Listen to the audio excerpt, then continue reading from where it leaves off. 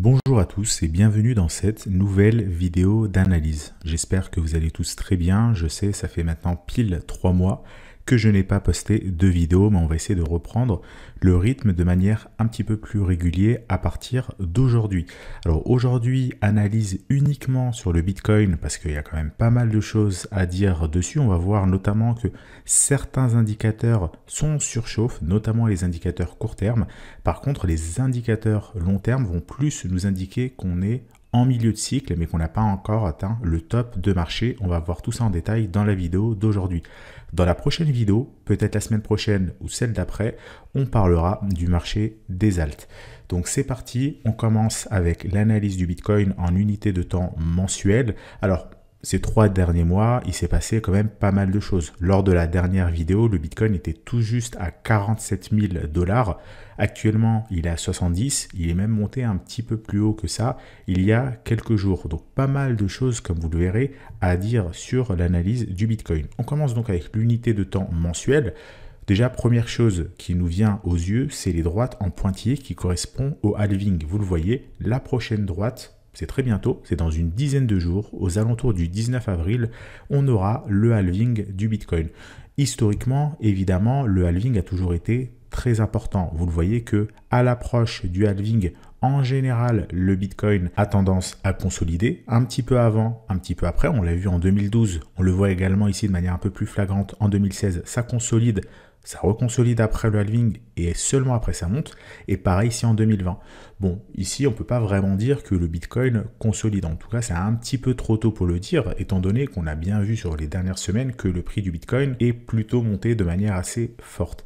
Bien que depuis maintenant quelques petites semaines, on tend à dire que c'est une consolidation. Peut-être que le mois en cours sera également un mois de consolidation et peut-être que le mois de mai sera également un mois de consolidation. Donc un petit peu avant, un petit peu après ça consolide pour espérer, pourquoi pas, autour de l'été, reprendre une nouvelle tendance haussière. C'est en tout cas historiquement ce qu'on observe. Vous le voyez, on consolide à l'approche du halving et ensuite ça monte fort. Par ici, on consolide et ensuite ça monte fort. Également ici en 2020.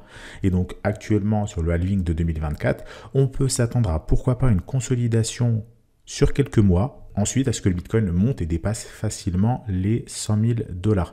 Alors pourquoi on s'attendrait à une consolidation sur les prochaines semaines? Eh bien tout simplement parce que, vous le voyez, le prix du Bitcoin est quand même pas mal monté. À un moment donné, il faut aussi qu'il souffle, qu'il se repose avant de repartir. Là, on est déjà à l'extérieur des bandes de Bollinger et on est à l'extérieur des bandes de Bollinger depuis qu'on a eu finalement le gros signal d'achat weekly, voire monthly, au mois de novembre dernier. Donc là, le prix du Bitcoin, il n'a fait que monter sur les précédents mois. On le voit pour la première fois depuis des mois et des mois, depuis finalement le mois de septembre, on a un mois qui est potentiellement baissier. Alors, on n'est que le 9 du mois, on n'a pas encore fini le mois, évidemment, il faut attendre la clôture, mais pour le moment, on semble être parti pour faire une pause sur le mois d'avril et on va voir tout ça un petit peu plus en détail sur l'unité de temps daily. Juste avant, on va ajouter quelques indicateurs au graphique, notamment les indicateurs dont j'ai parlé pour l'analyse 2024 début janvier. Donc ces indicateurs, je vais les remettre à l'écran et pour ça, on va basculer sur une unité de temps un petit peu plus courte, l'unité de temps weekly. Alors, sur l'unité de temps weekly, on observe évidemment ici une grosse zone de résistance qui correspond à l'ATH du Bitcoin sur le précédent cycle, aux alentours des 70 000 $. Vous le voyez, on vient de retaper dessus. On le voyait évidemment aussi sur l'unité de temps mensuelle. Vous voyez que sur l'unité de temps mensuelle, on a bien touché les 70 000 à 1, 2, 3 reprises. On y est en ce moment. C'est trop tôt pour dire qu'on a cassé cette zone-là, étant donné qu'on n'a pas encore eu de clôture. Le mois dernier a effectivement clôturé légèrement au-dessus de l'ATH, mais ce n'est pas une clôture vraiment puissante. Et il faut une confirmation avec le mois d'avril, et pour le moment, ça semble mal barré, mais on va voir d'ici la fin du mois. Évidemment, il faut quand même une clôture assez puissante, vous voyez, sinon on obtient ce qu'on avait eu sur le précédent ATH, c'est-à-dire ici un sommet avec des mèches, et ensuite on retrace fortement. Donc repassons sur l'unité de temps weekly. Sur l'unité de temps weekly, on voit de manière un petit peu plus précise donc cette zone de résistance. Je vais maintenant ajouter les indicateurs. On va prendre les indicateurs un par un. On va commencer par l'indicateur que je vous ai présenté dans la précédente vidéo et également les années précédentes. C'est tout simplement le prix divisé par la moyenne mobile 50. On prend tout ça au logarithme et ça nous donne les tendances de fond. Donc c'est le premier indicateur que vous voyez ici. Je vais essayer de l'agrandir un petit peu plus. Alors comme j'ai pas mal d'indicateurs là, ils vont se superposer. Vous voyez que on a la tendance de fond. Je dézoome encore davantage. c'est vert pendant des mois et des mois, c'est rouge, c'est vert, c'est rouge, etc. Et on avait vu sur la précédente vidéo qu'on était en tendance haussière sur cet indicateur depuis l'été 2022 environ. Attention, ça ne veut pas forcément dire que le prix il va forcément monter. Vous voyez que lorsque l'indicateur passe vert, on a une longue zone de baisse, de consolidation avant que ça monte réellement. Mais pour le moment, on est toujours dans cette zone verte. Donc jusqu'à preuve du contraire, le cycle, il est pour le moment toujours haussier et non pas baissier, contrairement à ce qu'on a pu avoir par exemple ici sur 2021-2022. Donc déjà pour ce premier indicateur, c'est validé. On est toujours haussier. On n'a pas pour le moment de preuve de retournement. Et évidemment, vous le voyez sur le prix. On est encore à 70 000 $. On est proche de la TH. Le prix du Bitcoin, il a quasiment pas baissé. Actuellement, par rapport à la tâche, on a tout juste perdu 4%. Donc, évidemment, c'est beaucoup trop tôt pour signaler un retournement de marché ou que l'indicateur passe rouge. Donc, ce scénario, de toute façon, est un scénario pour le moment à exclure. Le scénario à privilégier, tant qu'on est sur le marché haussier qu'on a actuellement, c'est soit de poursuivre la tendance haussière ou bien de consolider pendant plusieurs semaines, voire plusieurs mois. Comme je vous l'ai dit en début de vidéo et comme on va le voir justement tout au long de celle-ci, ça dépend des indicateurs. Si on est dans une optique court terme, attention, certains indicateurs sont surchauffe. Si on est dans une optique long terme, il y a encore un petit peu de marge. Quoi qu'il en soit, évidemment, ce n'est plus le moment d'acheter. Le prix, il est déjà énormément monté. On peut toujours acheter, évidemment, mais le problème, c'est qu'on s'expose ensuite à un retour de bâton où le prix du Bitcoin peut fortement baisser de 20, 30, 40%. Et ça, on a tendance à l'oublier parce que on l'a vu sur les derniers mois, le Bitcoin et même les altcoins de manière générale sont quand même assez peu volatiles par rapport à leur historique. Je vous rappelle que sur les années précédentes, il y avait des journées où on perdait 10, 15, 20%.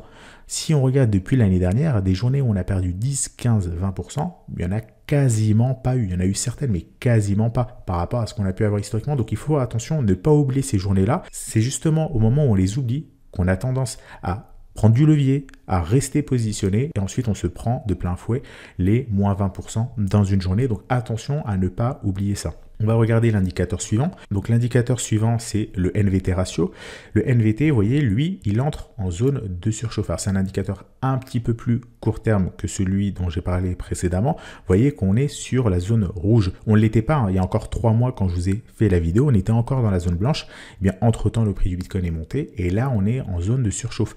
C'est pas parce qu'on est en zone de surchauffe que ça veut forcément dire que le prix va baisser. Il peut encore continuer à stagner, voire à monter un petit peu. Mais vous voyez bien que à chaque fois qu'on arrive sur une zone rouge, historiquement, on est quand même sur des points assez élevés et il faut que le prix corrige un petit peu avant de repartir. Donc voilà, cet indicateur nous indique qu'on est en zone de surchauffe. On prend le suivant, donc qui est l'indicateur multiple de Mayer. Et le multiple de Mayer, lui, pour le coup, il n'est pas en zone de surchauffe. Je vais l'agrandir. Vous voyez que lorsqu'on touche la droite rouge, c'est qu'on doit s'attendre ensuite à un retracement, ou en tout cas dès qu'on part très loin de la droite jaune. Bon, bah pour le moment, on est effectivement au-dessus de la droite jaune, donc on est en excès, mais pas énormément non plus. Donc on a encore de la marge sur évidemment le cycle en cours. Alors je vais un petit peu vite sur les indicateurs pour pas que la vidéo soit trop longue. Je pourrais revenir sur certains d'eux dans les prochaines vidéos, bien évidemment. On prend l'indicateur suivant qui est le NVU. Alors le NVU, c'est quoi? C'est le Network Value to User. C'est en gros la market cap du Bitcoin divisé par le nombre d'utilisateurs auquel on applique un ratio, mais grosso modo, c'est l'idée à voir. Ce qu'il faut, c'est qu'on ait un nombre d'utilisateurs qui croît lorsque le prix croît. Si le prix monte, mais que le nombre d'utilisateurs monte quasiment pas ou beaucoup moins, eh bien là, on va être en excès. Et c'est ce qu'on a eu justement sur les précédents cycles. Lorsque le nombre d'utilisateurs croît autant que la market cap, c'est top, le prix monte un petit peu, le nombre d'utilisateurs aussi, donc on a une hausse qui est saine, on va dire. Par contre, lorsque le prix monte de façon exponentielle et que le nombre d'utilisateurs ne suit pas suffisamment, c'est là où on est justement en bulle. Et donc là, si on regarde cet indicateur-là, il semblerait justement qu'on soit dans une sorte de bulle. Pourquoi? Parce que on est rouge, tout comme on l'était sur les deux précédents tops en 2021 et sur le top ici de fin 2017. Même si je dézoome sur celui de 2013. Vous voyez que là, on est quand même sur un niveau extrêmement élevé. Ça veut dire quoi? Ça veut dire tout simplement que le prix du Bitcoin est énormément monté, de 15 000 $ environ il y a un peu plus d'un an à maintenant 70 000, mais qu'en réalité, le nombre d'utilisateurs n'est pas suffisamment monté. On n'a pas eu de nouveaux utilisateurs. On en a eu bien évidemment beaucoup, mais pas suffisamment pour justifier de la hausse du prix du Bitcoin. Et donc ça, évidemment, c'est dangereux. Deux scénarios, soit le prix du Bitcoin va retracer, soit le prix du Bitcoin va stagner ou continuer à monter, mais avec un nombre d'utilisateurs qui va être beaucoup plus élevé. Donc attention à cet indicateur, il est important. Historiquement, on voit bien qu'il est quand même relativement fiable. On entre dans la zone rouge, donc attention sur les prochaines semaines à ne pas avoir un retracement sur le prix du Bitcoin. On prend ensuite le dernier oscillateur. Il y a encore d'autres indicateurs qu'on verra dans cette vidéo, mais là, ça va être le dernier oscillateur, c'est tout simplement le RSI. Alors, pour bien l'analyser, on va le prendre sur l'unité de temps mensuelle. Là, on prend vraiment beaucoup plus de recul par rapport aux indicateurs dont je viens de vous parler. Vous voyez que les indicateurs dont je viens de vous parler indiquent quand même une grosse surchauffe sur pas mal de points. Bon, bah, si on prend du recul sur le cycle, sur l'unité de temps mensuelle, on voit qu'on a encore de la marge. On atteint des tops de marché lorsque le RSI est au-dessus des 90. Vous voyez ici, par exemple, en 2011, ici en 2013, également ici en 2017 et enfin ici en 2021. Actuellement, le RSI, il est à 74. Alors, il est quand même élevé, bien évidemment, le prix du Bitcoin est pas mal monté. On le voit d'ailleurs ici, on est à l'extérieur des bandes de Bollinger, on voit tout un tas de critères qui nous indiquent que le prix du Bitcoin est haut. Par contre, si on prend du recul sur le cycle global, on n'est pas non plus en excès sur le cycle, on n'est pas dans un top de marché. Pour ça, il faudrait que le RSI soit plus élevé, peut-être à 85, peut-être à 90, voire même plus. Donc, on a encore clairement de la marge. Donc, vous le voyez, ça dépend vraiment des indicateurs et du recul qu'on prend. Si on prend beaucoup de recul sur le cycle, on est clairement en milieu de cycle. On a eu pas mal de hausses, mais on a encore du potentiel à venir. Par contre, si on regarde d'un point de vue court terme, eh bien attention, on est sur un ATH, attention, le prix est en train de consolider, il y a peut-être moins d'acheteurs aussi, il faut, pourquoi pas, être préparé à un retracement. On a déjà eu ces derniers jours une petite frayeur, le prix est descendu, il est remonté, il est redescendu, il est remonté. Pour ça, on peut aller sur l'unité de temps daily et voir ça en détail. Regardez sur l'unité de temps daily, on a une tasse avec anse depuis le mois de mars environ. Donc depuis un peu plus d'un mois, le prix stagne, il monte, il recorrige, il monte, il recorrige. Et en fait, on est en train de faire, vous voyez, une tasse avec une anse, des bandes de Bollinger qui sont parfaitement alignées, qui sont en train de se resserrer. Donc clairement, ça va être simple. Si le Bitcoin reste à l'intérieur des bandes de Bollinger, ça va en consolide. S'il casse les 74 000 $, là, on aura une nouvelle impulsion, donc c'est top. Mais attention, on en reste en excès, ça ne veut pas forcément dire qu'il faut acheter. Normalement, d'ailleurs, on aurait dû acheter ces derniers mois. Vous êtes censé déjà avoir été positionné depuis des mois et des mois que j'en parle de cette hausse. Et j'espère surtout que vous avez profité de ce cycle. Par contre, là où j'aimerais attirer votre attention, c'est sur un retracement. Si ici, on casse les 62 000 $ environ, on peut très vite aller retracer à 55 000, on peut aller retracer à 50 000, et attention, c'est des scénarios qu'il ne faut pas écarter. Souvenez-vous, sur les précédents cycles, lorsque le Bitcoin était par exemple à 10 000 $, peu de personnes s'attendaient à ce que le Bitcoin monte par exemple à 70 000. Lorsque le Bitcoin était à 70 000, peu de personnes pensaient que le Bitcoin pouvait redescendre à 15 000 $.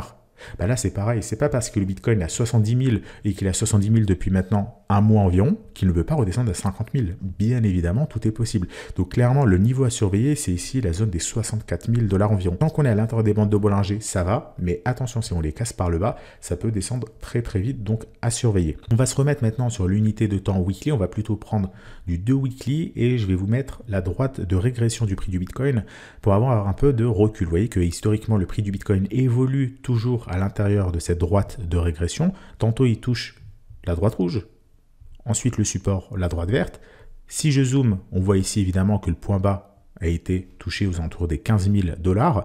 Et là, le Bitcoin est remonté. Vous voyez qu'encore une fois, dans ce cycle-là, on n'est pas du tout en excès. La droite rouge est quand même assez éloignée.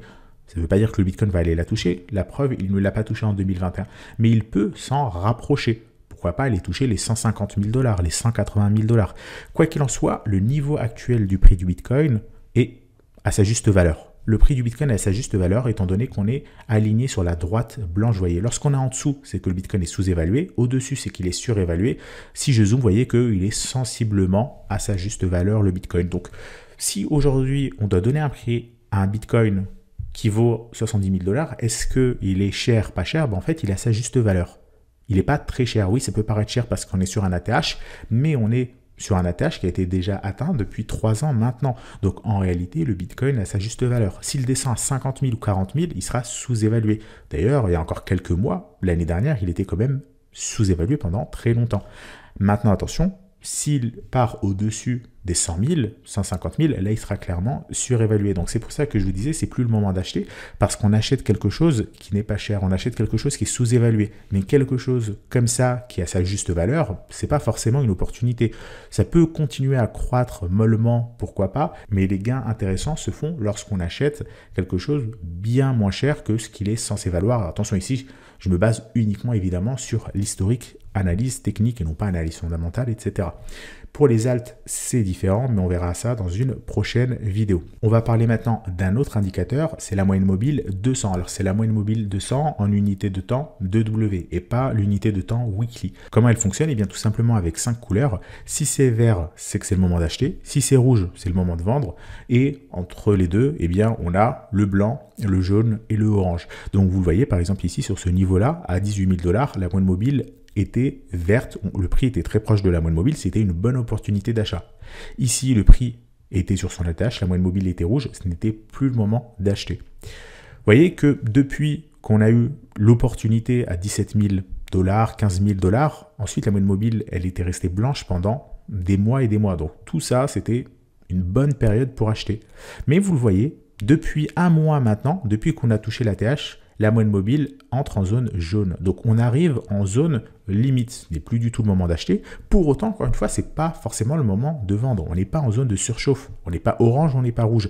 On vient tout juste de rentrer en zone jaune, tout comme on l'avait fait ici. Vous voyez, il y avait encore un petit potentiel. Ça a consolidé, ça a fortement retracé, etc., etc. Voilà par rapport à la moyenne mobile 200. Là aussi, on n'est pas sur une fin de cycle. Pour autant, on est en surchauffe. On va prendre maintenant deux derniers indicateurs. Ce sont les PI indicateurs top et bottom. Donc, on va commencer déjà par le bottom, évidemment. C'est le plus simple. Étant donné que le bottom a déjà été atteint, on va aller sur l'unité de temps weekly. Le bottom est atteint lorsque l'indicateur est vert. Bon, là, on avait le bottom. Ici, je vous en avais parlé. On avait le bottom. Et là, les droites sont extrêmement éloignées. Donc, on n'est clairement pas prêt d'avoir un bottom. Le bottom a déjà été touché. Je vais enlever les bandes de Bollinger, ça sera plus clair. Donc, le bottom a déjà été touché depuis maintenant très longtemps. Allons voir ce qu'il se passe sur le PI indicateur top. Donc le PI indicateur top, le but c'est d'indiquer les tops de marché. Les tops de marché sont atteints lorsqu'on a un croisement des droites. Vous voyez que ici par exemple les deux droites blanches et vertes se croisent. Donc on a le top du marché. Si on dézoome, ici les droites se croisent. On a le top du marché, etc., etc. On a systématiquement un top de marché quand ça se croise. Là, on en est encore une fois assez loin du top de marché. Vous voyez que les deux droites ne sont pas du tout sur le point de se croiser. On a d'ailleurs plutôt un scénario similaire à ce qu'on avait là. C'est-à-dire l'indicateur qui passe rouge, une accélération du prix et seulement après, ça va croiser. Donc là aussi, sur cet indicateur un peu plus long terme, on voit bien qu'en termes de cycle, on n'est pas du tout en fin de cycle, on est plutôt en milieu de cycle. Par contre, à très court terme, on a eu pas mal d'indicateurs qui sont en surchauffe. Donc voilà par rapport à l'analyse du Bitcoin. Je vous ai donné les niveaux maintenant à surveiller. Ça va être extrêmement simple. Hop, j'enlève à nouveau l'indicateur. Vous voyez, il faut simplement surveiller cette tasse avec anse. Si on casse les 73 000 $, tant mieux, la hausse va se poursuivre et on aura une nouvelle consolidation. Et si on casse les 64 000 $ par le bas, attention, là clairement, on peut s'attendre à une forte baisse du prix. Tant qu'on n'a pas cassé ces deux niveaux-là, eh bien, tout simplement, rien à faire. On patiente calmement et on regarde du côté des altes. Mais ça, encore une fois, ça fera l'objet d'une autre vidéo. Voilà pour cette vidéo. Il y a déjà pas mal d'indicateurs. J'en ai d'autres à vous présenter, mais ça sera l'occasion d'une prochaine vidéo. Si vous avez apprécié cette vidéo, n'oubliez pas de laisser un like. Si vous avez des remarques, des questions, posez-les dans les commentaires. Je vous remercie d'avoir suivi cette vidéo et je vous retrouve très bientôt pour une nouvelle vidéo d'analyse sur YouTube. Très bonne soirée à tous.